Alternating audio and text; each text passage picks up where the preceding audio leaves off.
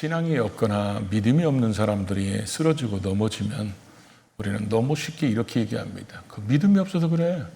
기도 안 하니까 그렇지. 내가 그럴 줄 알았다. 이렇게 쉽게 단정 내리고 그렇게 말들을 합니다.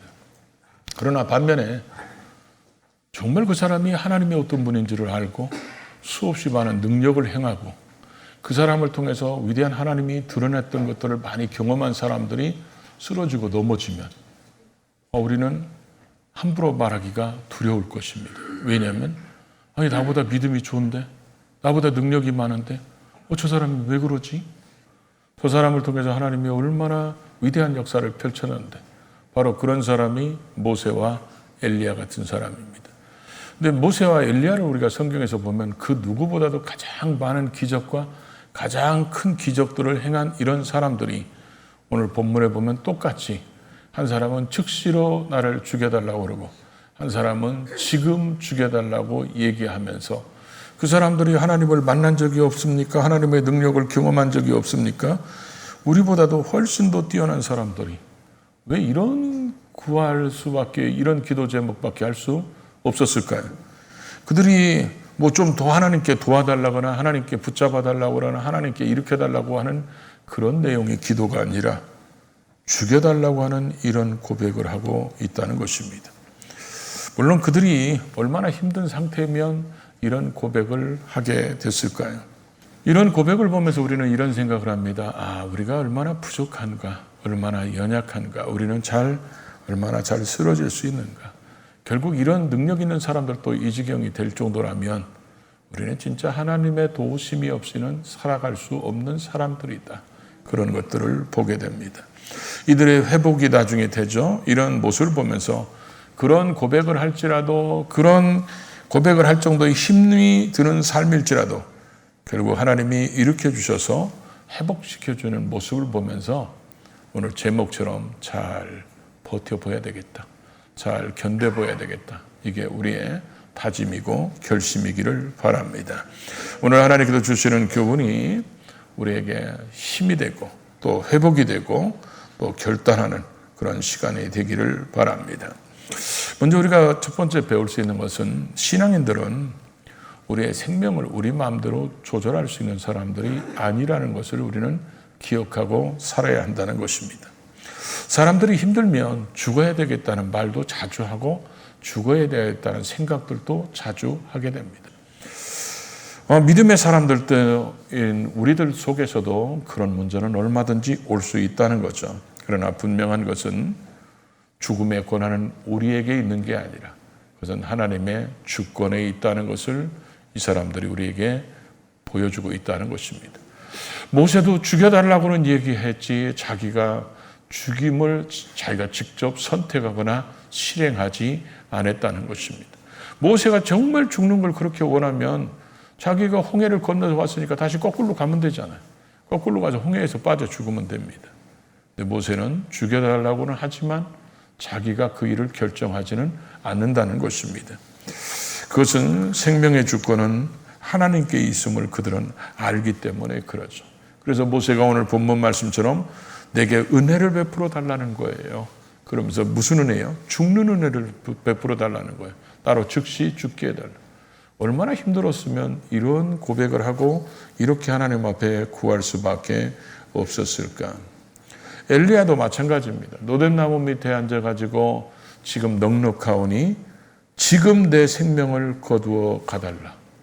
이렇게 성경에서 가장 많이 능력을 행했던 사람, 가장 위대한 기적을 행했던 이 두 사람이 이렇게 고백하고 있다는 거죠. 엘리야도 자기가 정말 죽고 싶으면 제가 갈멜산을 가봤거든요. 갈멜산에 가봤더니 뛰어내리면 죽을 때 많더라고요. 그럼 지가 뛰어내리면 되지. 그런데 내리지 않습니다. 왜 그럴까요? 죽고 사는 것은 자기가 해야 할 일이 아니기 때문에 그렇다는 거죠. 이런 얘기하면 요나도 한마디 거들고 싶을 겁니다. 나 봐라. 배에 탄 사람들의 이 풍랑이 자기들 스스로도 이런 생각이죠. 이런 풍랑은 신을 노하게 하지 않고는 이런 풍랑이 일어날 수 없다. 그런 생각 때문에 그 사람들이 제비를 뽑았는데 요나가 걸리게 되죠. 그때 요나가 내가 누구인지 왜 이런 일이 벌어졌는지 다 얘기를 합니다. 그러면서 나를 집어 바다에 던지면 이 풍랑이 잠잠게 될 것이다. 그런데도 그 배에 있는 사람은 안 던집니다. 저는 성경을 읽으면서 성경에 나온 인물들 중에서 제일 착한 사람들은 그 배에 탄 사람들인 것 같아요. 왜냐하면 그 배는 상선이잖아요. 상선이기 때문에 수많은 짐을 실었는데 요나 때문에 다 바다에 버렸습니다. 그러고 나서 배의 기구들까지 버리고 나중에 그 범인이 요나라는 걸 압니다. 그래서 요나가 자기를 바다에 던지면 이 풍랑이 잠잠할 것이라고 들었습니다. 그럼에도 불구하고 던지지 않습니다. 그리고 힘을 들여서 노력해서 육지로 배를 대보려고 합니다. 그럴수록 풍랑이 더 심해지니까 요나를 바다에 던지게 되는데, 여러분 혹시 풍랑 속에서 배를 타보셨습니까? 풍랑 속에서 배를 타면요, 이렇게 쭉 올라갔다가 뚝 떨어지고 뚝 올라갔다가 뚝 떨어지고 그럽니다. 그 파도가 클수록. 그럼 어렸을 때 집이 바닷가이기 때문에 바닷가 앞에서 풍랑했을 때 배를 묶어놓으면 그 배에 올라가서 그런 걸 많이 봤거든요, 어렸을 때. 그러면 저는 그 본문에서 요나 생각이 났어요. 요나가 풍랑이 올라갔다가 뚝 떨어질 때, 요나는 가만히 있으면 뭐 안 잡고 있으면 지가 스스로 떨어질 거예요. 근데 요나는 안 떨어졌어요. 그 얘기는 뭔 얘기일까요? 꽉 붙잡고 있었다는 얘기죠. 지가 안 떨어지려고. 그러고 나서 뭐라고 그래요? 사람들한테 나를 던지라는 거예요. 우리가 그래서 흔히 이렇게 얘기하죠. 지가 떨어지면 자살이고 남이 던지면 타살이니까 그래서 그랬나? 이렇게 얘기할 수도 있겠지만, 그런데 요나는 끝까지 그걸 붙잡고 있을지라도 자기 스스로 뛰어들지 않습니다. 결국 사람들이 그 요나를 집어서 바다에 던지게 됩니다. 우리는 이 세 사람들의 그 모세 같은 사람, 엘리야, 요나, 죽음의 위기 속에서도 절대로 그들은 자기 목숨을 자기 스스로 끊거나 거기에 대한 결정을 하지 않는다는 겁니다. 하나님 앞에 죽여달라고 얘기할지언정 자기 스스로 결정하지 않는다는 것은, 우리 믿음의 사람들은 우리의 생명을 우리 마음대로 생사를 주관할 수 있는 권한은 우리에게 있는 게 아니라 하나님께 있다는 것을 보여주고 있어요. 그렇기 때문에 우리는 하나님이 어떻게 처리하시든 간에 하나님이 우리에게 결정하시고 처리할 때까지 우리는 잘 견디고 버텨내는 것이 우리의 사명이고 우리가 해야 될 일이지, 그걸 우리가 결정해서 하는 일은 아니라는 것을 보여주고 있다는 거죠. 나중에 여러분 보십시오. 왜 그러냐면 지금 나쁘다 해서 나중도 나쁜 건 아니거든요. 모세의 이런 문제를 하나님이 이게 지금 뭐 때문에 생긴 거예요? 고기 못 먹어서 생겼어요. 고기 못 먹어가지고 울고불고 하는 바람에 이런 일이 벌어진 거예요. 이런 일 안 나오도록 오늘 저녁에는 고기를 좀 하시기 바랍니다. 이런 일 집에서 또 안 나오게. 그래서 지금 이런 것도 그렇고, 지금 이게 지금 하나님이 해결해 주잖아요.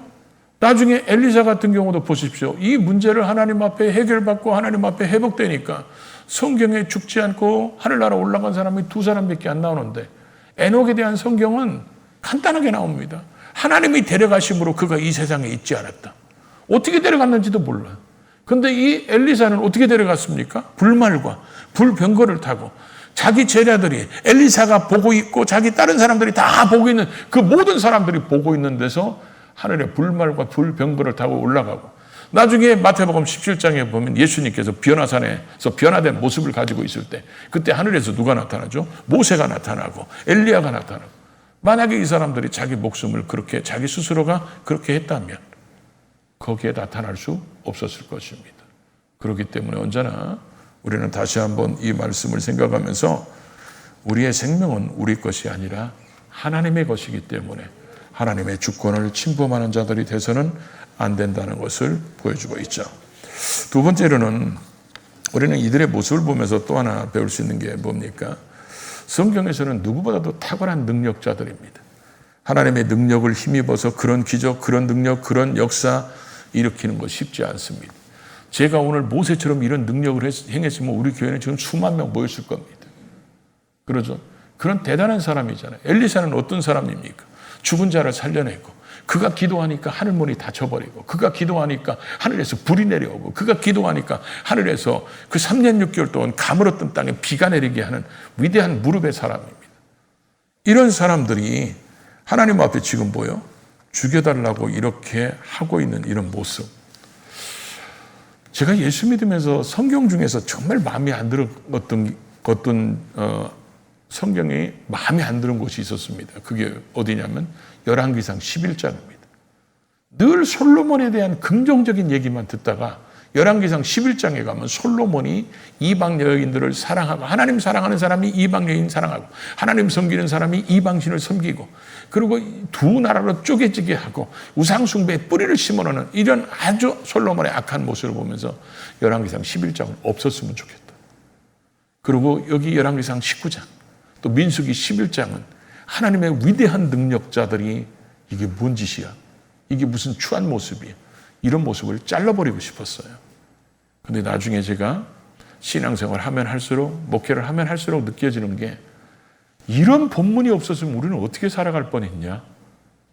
이게 우리에게 얼마나 우리에게 희망의 메시지를 주고 소망의 메시지를 주고 우리가 다시 한번 도전할 수 있는 그런 발판이 되게 만들어주는, 그러죠? 왜 그럽니까? 하나님이 이거 왜 써놨습니까? 이런 본문을 왜 써놨을까요? 모세가 위대한 하나님의 사람이다, 여기까지만 하려고 그러면 하나님은 이 민수기 11장을 잘라버렸을 겁니다. 엘리야가 능력의 하나님의 사람, 여기까지만 있으려면 19장을 없앴을 거예요. 근데 왜 이걸 써놨을까요? 하나님은 모세를 포장하고 싶은 게 아닙니다. 엘리야를 포장하고 싶어서 그런 게 아니고, 이들의 그런 부족한 점, 어쩌면 말도 안 되는 기도 제목 가지고 이렇게 탄식하고 절규하는 이들의 모습을 기록하는 것은 하나님 때문이 아닙니다. 엘리야 때문이 아니에요. 모세 때문이 아닙니다. 오늘 성경을 읽고 성경 말씀을 듣는 우리들 때문에 그렇습니다. 우리들도 이들이 이런 고난이 왔다면 너희들도 올 수 있고, 이들이 그렇게 아팠다면 너희들도 아플 수 있고, 그러나 분명한 것은 이들이 일어났다면 너희들도 일어날 수 있고, 이들이 회복됐다면 너희들도 회복될 수 있으니까 지금 우리에게 그것을 말씀하고 싶으셔서 그렇다는 것입니다. 그래서 이들이 이런 상황이 왔다는 것은 나이하고 아무 상관이 없어요. 이들이 믿음이 좋고 이들이 기도 안 했습니까? 우리가 어디다 대고 이 엘리야나 이 모세를 우리가 함부로 비난하고 정죄하겠습니까? 우리보다 기도를 더 많이 하는 사람이고 우리보다 능력이 더 탁월한 사람인데, 이런 사람들도 이렇게 쓰러지고 넘어질 수 있다는 거, 그 얘기는 우리도 자만해서는 안 된다는 거예요. 그리고 또 우리에게도 이런 어려움은, 그래서 제가 이런 표현을 잘 쓰죠. 하나님 빼놓고는 이런 어려움은 다 올 수 있다는 거죠. 이런 힘든 상황은 다 올 수 있다는 거예요. 그래서 이들이 힘들고 어려운 상황이 있었지만 회복돼서 일어난 것처럼 하나님은 이들을 통해서 우리에게 말씀하고 싶은 거예요. 야, 너도 올 수 있어. 그러나 너는 일어날 수 있어. 그러니까 너는 절대로 포기하지 마. 포기는 김장할 때만 필요한 거지. 내가 다 알고 있어. 다 보고 있어. 다 듣고 있어. 그러니까 그런 아픈 상황이 있으면 너도 모세처럼 해. 너도 엘리야처럼 해. 그 말도 안 되는 것 같지만 너도 그렇게 하면 너도 일어날 수 있어. 그런 말씀을 하나님이 우리에게 해주고 싶으셔서 이런 그 사람들의 인물에 보면 어떻게 보면 흠이 되는 모습이지만 이런 모습을 기록해놨다는 거예요. 아브라함이 부름받았을 때 처음부터 끝까지 믿음은 이거야, 그게 아니잖아요. 쓰러지고 넘어지고 거짓말을 하고 마누라 뺏길까 봐 거짓말하고 하나님 앞에 물어보지도 않고 지가 결정한 것 때문에 때로는 후회할 일도 생기고, 그들의 연약함을 성경에 써는 것은 그들을 우인전을 만들기 위해서 기록된 성경이 아니기 때문에 그렇습니다. 저와 여러분 한 사람 한 사람도 믿음이 여기까지 올 때까지도 우리는 완벽해서 여기까지 온 게 아닙니다. 우리도 때로는 쓰러지고 넘어질 때도 있지만 그 긍휼함의 은혜 때문에 우리는 버티고 살고 여기까지 온 것이지, 그 하나님은 지금 우리에게 그걸 말씀하시고 싶은 거예요. 그래서 이런 모세와 이 엘리야의 모습을 보면 이들이 이렇게 죽여달라고 서로 지금 즉시로 이렇게 할 정도까지 어쩌면 과부하가 걸린 거죠. 육체적으로, 정신적으로, 또 그들의 마음적으로도 영적으로도 과부하 상태에 걸리니까 이런 일들이 생기는데, 우리가 이런 정도가 됐으면 엘리야도 그럴 거예요. 야, 그런 기적을 봤으면 이제 깨닫고 돌아서야 되는 거 아니냐? 모세도 그러고 싶을 겁니다. 야, 니들 지금 고기 못 먹는다고 울고불고 그거 하기 전에 너도 오늘 새벽에도 지금 만나 내리는 거 기적을 먹었잖아. 하나님이 지금도 구름 기둥과 불 기둥으로 우리를 지키는 걸 다 보고 있는데 이 정도면 정신 차리고 하나님이 고기 먹고 싶다고 그렇게 하고 있으면 차라리 나한테 와서 고기 먹고 싶다고 얘기 좀 해줘야 하나님, 이렇게 하든지. 이게 지금 뭐 하는 짓이야? 울고불고 해가지고 막 하나님 앞에 지금 이렇게 얘기하고. 근데 이런 상황에서 우리가 세 가지를 꼭 기억해야 돼요. 이들의 모습을 보면서. 하나는 뭐냐면, 우리가 이렇게 힘든 일이 생기거나 그럴 때는 하나님의 음성보다 사람을 통해 들리는 사탄의 소리가 더 크게 들린다는 거예요. 그래서 우리가 좌절하고 낙심하고 절망하는 거예요. 그러다 보니까 우리가 이렇게 힘든 일에 빠지면 사람들이 그러는 거예요. 너 때문에 그래. 네가 그런 결정을 해서 그래. 너가 그렇게 안 했으면 이렇게 되지는 않는데 너는 왜 그 모양이야? 이런 소리가 굉장히 많이 크게 들립니다. 이런 상황에 있을 때 하나님의 음성이 크게 들렸으면 모세가 낙심할 사람입니까? 엘리야가 낙심할 사람입니까? 그런 사람들이 아님에도 불구하고 이런 사탄의 소리가 크게 들리면 이런 절망의 상태에, 좌절의 상태에 빠지게 된다는 거죠. 두 번째로는 우리가 이런 상태가 오면 믿음의 눈이 이렇게 크게 있고 세상을 보는 눈이 이렇게 적어져 있어요. 그러니까 모든 것들을 믿음의 눈을 통해서 세상을 보는 거예요. 그런데 이런 어려운 일이 딱 생기면 이게 거꾸로 됩니다. 세상의 문제는 크게 보이고 믿음의 눈은 줄어들어요. 그러다 보니까 믿음의 눈으로 이걸 봐도 해결이 안 될 것 같아요. 이거 어떻게 해? 이 많은 사람을 내가 어떻게 해결해? 이게 문제가 너무 크게 보이는 거예요. 우리가 어려운 일이 오면 이게 거꾸로 보이기 때문에 좌절하고 낙심하는 거예요. 그런 것들이 있고, 그래서 이럴 때는요, 꼭 우리에게 하나님은 안 보여. 하나님의 음성이 안 들리는 거예요. 하나님은 나에게 방관하시는 것 같아. 하나님은 다른 사람만 사랑하지 나를 안 사랑하는 것 같아. 하나님은 다른 사람 기도는 들어주는데 내 기도는 안 들어주는 것 같아. 하나님이 멀리 있는 것 같아. 왜 그러냐? 이게 믿음의 눈이 작아지기 때문에 그래요. 세상에 지금 문제만 보는 눈만 크기 때문에 도저히 해결 안 될 것 같은 그런 상황이 오면 사람들이 하나님 앞에서 이런 고백을 죽여달라고 할 수밖에 없는 고백이 나올 수밖에 없다는 거죠. 그리고 또 하나의 특징이 뭐냐? 모든 게 짐으로 느껴집니다. 모세도 그러잖아요. 내가 이 사람들 배 아파서 낳습니까? 내가 뱃속으로 잉태한 사람입니까? 왜 나한테 이런 무거운 짐을 주십니까? 그러면서 모세가 지금 이들을 이끌어가는 사명감조차도 지금 짐으로 느껴지는 거예요. 이게 여러분 보십시오. 제일 능력 없는 사람, 제일 믿음 없는 사람, 제일 할 일 없는 사람, 제일 부족한 사람이 이런 일을 당했다면요. 내가 저럴 줄 알았어. 기도도 안 하고 믿음도 없고 내가 그럴 줄 알았어. 근데 지금 그런 상황이 아니잖아요.